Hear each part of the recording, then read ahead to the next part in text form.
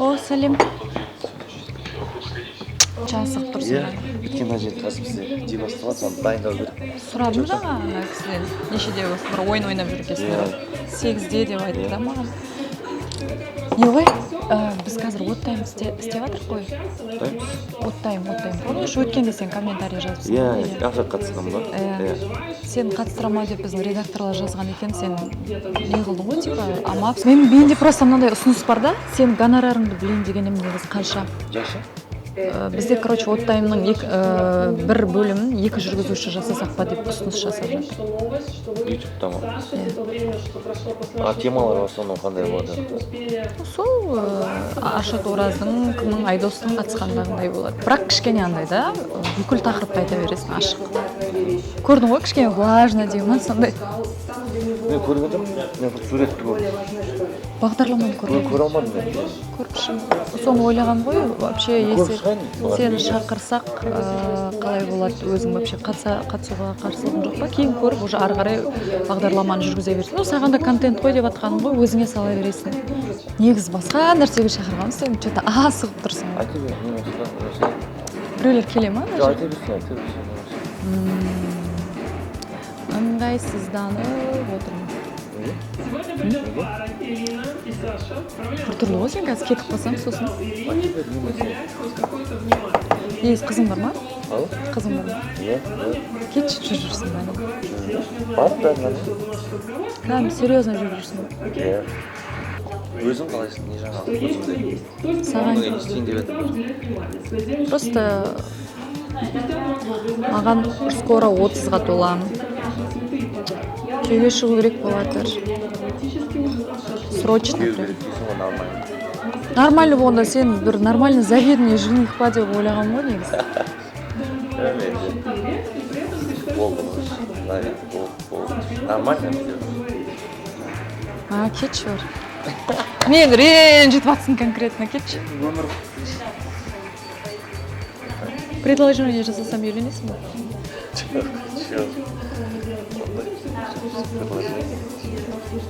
Шынымен? Серьезно айтып?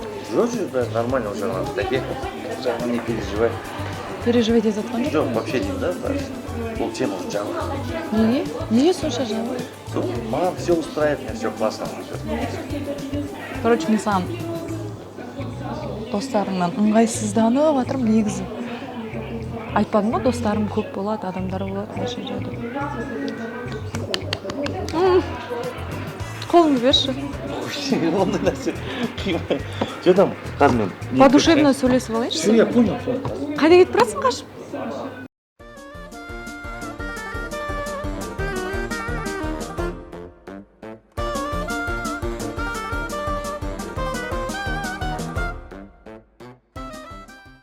Қашып кеткенің не? Заттарым қойып отырған. Қазір кетем мен, жоқ. Отырамын, кетем мен. Мәселе болса, анау бағана тек. Неге? Отыршы, бір-екі ауыз, бір 10 минутқа нормально адам құсап сөйлескім келіп еді, неме қашып? Жоқ, мен бағана сен контент жоқ, ол бөлек нәрсе ғой. Просто мен сенен өзім сөйлесейін дегем. Потому что алдында көрдім өзімді. Сосын алдына бір-екі рет намек тастап сөйлегеннен кейін ойладым да, енді мен енді кішкентай бала емеспін ғой енді. Сосын ойлаған, басы бос болса, сөйлесіп көрейін. Мүмкін енді көріп тұрмын ғой, четкий жігіт екенімді. Соған ойлаған. Өзім предложение жасап көрсем қалай болады екен. Алман, ол тема жалғасын. Ол темада вообще сөйлесім кеп тұрған жоқ па сен? Негізі менде мынандай саған сюрприз бар. Шын айтам. Мына мен папамдікі. Кәдімгі өзім папам. Мен мамам жоқ қой, папам ғана бар. Жаның ашмай ақ қойсын, но бірақ мен өзім чисто предложение жасаймын. Соны қолын берші. Жалғаса бұл тема. Неге? Себебін айтшы, хотя бы отырып адам. Неге болмайды?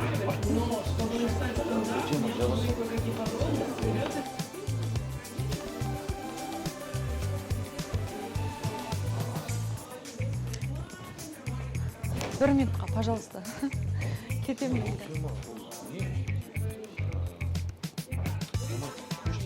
Ары бері жүріп, қаша бермейді.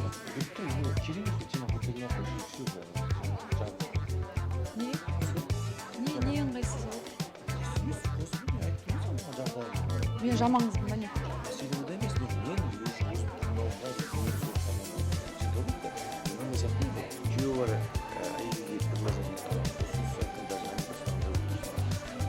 Енді мен қайдан білемін сенің басың бос емес екенін?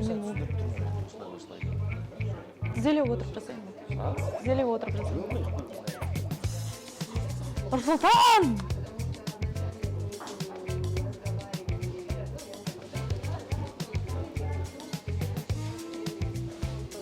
Қош, жарты сағат әлі уақытым бар. Мен сені білесің бе? 1 сағаттай уақыт. Мен сен бір нәрсе айтатын шығар деп отырсам, сен басқа тема айтып отырсың. Тема көп. Берші, қолыңды көрейінші, хотя бы келе ма, келмей ма? Ол тема жауапсыз. Үйленбейсің. Басың бос емес. Саған ұнамаймын ол үшін. Сен ода емес, ұнамайды ол тема. Может, мен одан да лучше болады шығармын, сен қайда. Сен де білмейсің ғой, сен әлі жап-жассың ғой.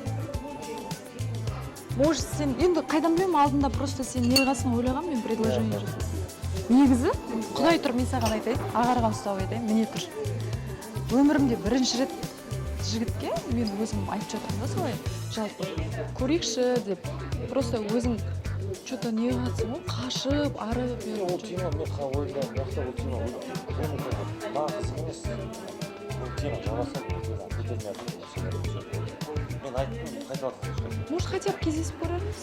Может, ұнайтын шығар саған. Не дейсің, бәрін істеймін. Пожалуйста, пожалуйста, пожалуйста, пожалуйста, Нұрсұлтан. Пожалуйста. Қайда кеттің енді? Пока деп кетсейші хотя бы. Пока деп кетсейші хотя бы. Короче. Жібермей. Жібермей ешқайдан. Адам құсап кішкене. Короче, соңғы рет кездесіп тұрмыз ба? Одан артық. Достып, кетші, қайда қашып бар? Франк. Ойнадым, шын айтамын. Ренжімеш, пожалуйста. Сен настроениең көтерейін деген. Просто сен алдында келмей қойдың. Мен негізі өмірімде бірінші рет предложение отказ жасап жүрген қалай кетті. Мен өмірімде құдай-ақ ешкімге, даже өзім 7 жыл жүрген жігітіме жасамаған, мен саған айтайын. Ё-моё, пали. Қызы бар. Басы бос емес. Все нормально все? А что вы? Өзің ыңғайсың. Шығарамын. Білесің бе, мен саған айтайын.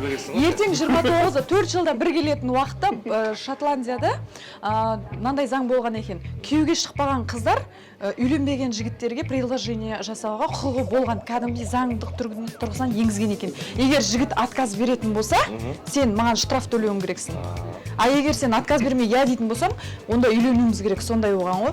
Ол тек күйеуге шықпай қалған қыздарда сондай закон болған. Көрдің бе? Соны пайдаланып, короче, ертең пранкқа сені шығарып қойды. Дұрысын пранк. Жақсы сәт шықсын.